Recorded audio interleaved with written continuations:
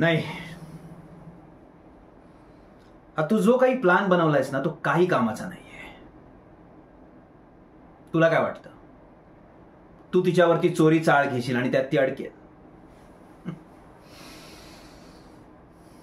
तू खूप लहान आहेस मित्रा. ती खूप चालाक बाई आहे.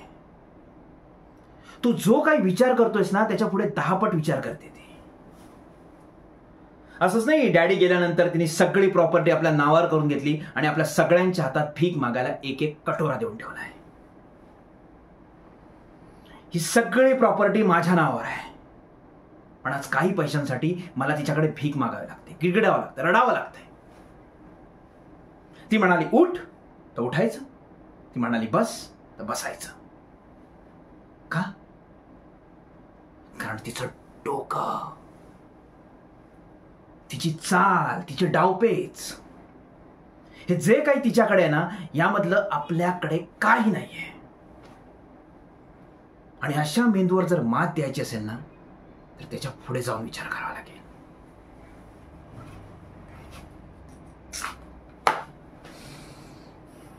रुबी, अभिषेकला सांग माझ्यासाठी एक सिगरेटचं पॅकेट बनवा प्लीज.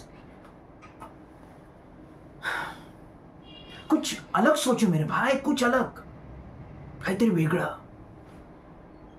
आणि प्लान बनवताना हा विचार कर ना की आपल्याला एका हुंदराला नाही, एका लोमडीला पकडायचंय. कळलं? एक चालाक लोंबडी.